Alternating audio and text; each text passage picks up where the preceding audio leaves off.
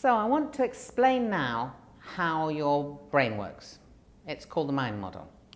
And I want to go back to the very beginning, when the sperm met the egg and the cells started to divide. So what's the first part of you that forms? Heart, liver? Yes, that's right. It's the brain. It's the unconscious mind. In fact, that's what your unconscious mind is even now. It's sending messages, make a heart today, repair your eyes, do whatever it's doing. The unconscious mind, that's its job. Its job is body function, and its job is to look after your immune system. So even while you're asleep, your body is unconscious, but it's actually repairing itself. It's repairing your heart. You need that sleep.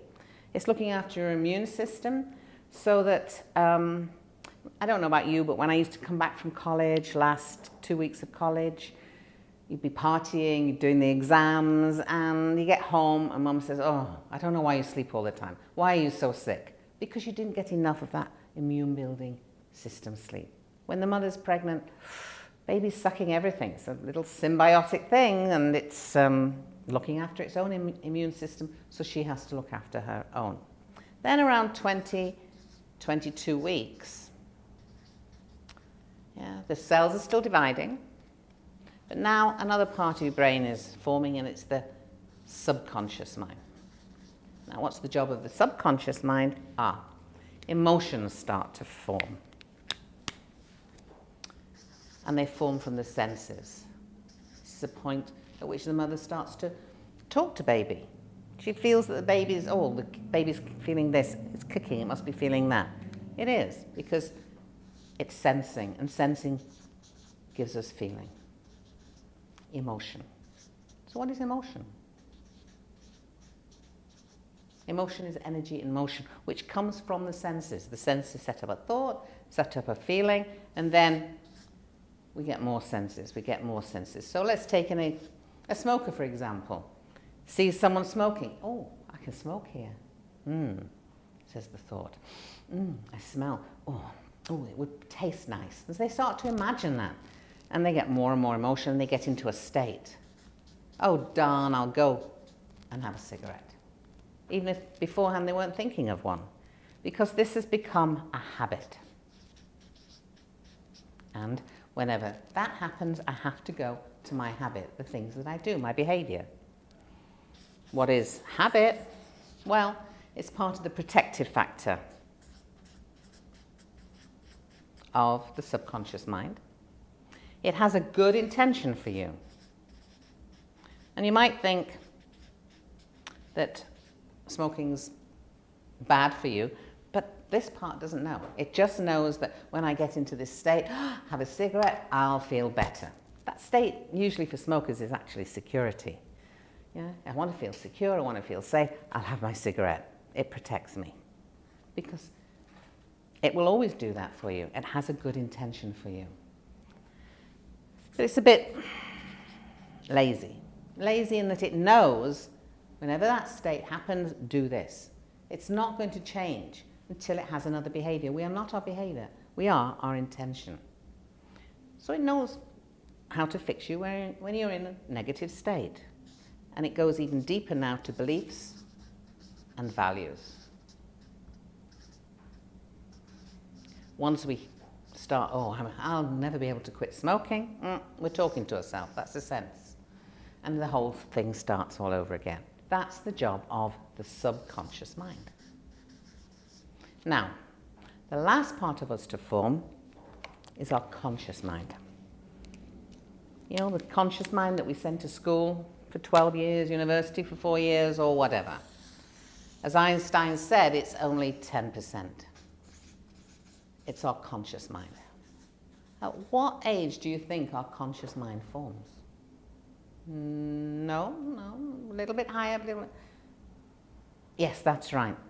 Somewhere between 5 and 7 years old, our conscious starts to form in. Before that, we don't have a sense of right or wrong. We just have feelings. We do it because we like it. And what is the job of that conscious mind? Well, it's analytical.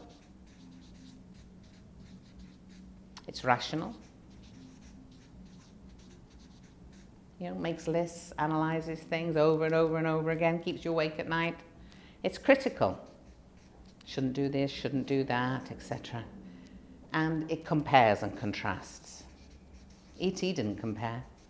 E.T. just loved that little alien. It sensed that little alien, what it wanted. They communicated in their language.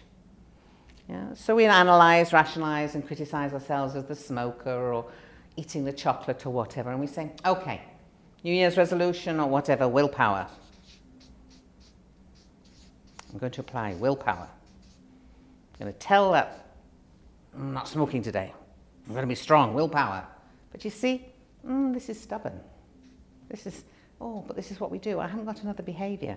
Oh, there's that feeling again. There's that feeling again. Oh. No, I'm not going to smoke. I'm not going to eat that chocolate. Oh, but there's that feeling. You know it'll make you feel good. You haven't got any other behaviour. Oh. And which one's going to win? Well, yeah, that's right. It's always going to be the subconscious mind. It's an army of 90 fighting an army of 10. It's going to win. No, we don't need willpower. Willpower makes us tense and it makes us like this. But what we need is that stubbornness, that knowingness that it's going to be okay. We need to change the beliefs and values levels, the senses, the emotion, so the emotion finds other behaviors. Okay, in fact, this is our EQ. And this is our IQ. IQ will only go up 4 points or down 4 points all your life. EQ, well, it can go hugely up, but according to the events that happen and the way we react to them, it can go hugely down too. And it's your EQ that's going to get you on in life. It's your EQ that brought you on this NLP course, because you want to be more emotionally intelligent. So, what is hypnosis, NLP, all those things that help us to make change? Well, we need to get past this critical factor and we need to make change here. The definition of hypnosis or trance is the bypass of the critical factor of the conscious mind and the suggestion and acceptance of change in the subconscious mind. How do we do that? Well, 2 ways. Relax, to get in there, in trance, reflection, quietness, meditation, hypnosis, or a shock.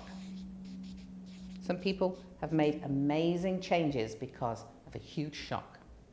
Some people haven't. I had a client just this last week who terribly distraught because her father died. He had emphysema, he was on oxygen, he was 82, still grieving for him, but she didn't stop smoking. It wasn't a big enough shock. With hypnosis, we're going to get her to quit. In fact, she went up to 60 a day because she was in here, very emotional. When she was emotional, she needed more of those cigarettes, said her brain. We can make those changes. And that's how your brain works. We make change at this level. Any questions? Any questions? No? Make sense to you? Well, of course it makes sense. It's all common sense.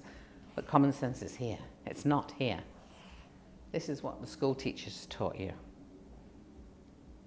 Okay? All right.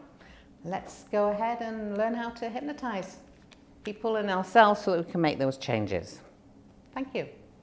And I look forward to see anybody who's watching this video on an NLP course or a hypnosis course in the future.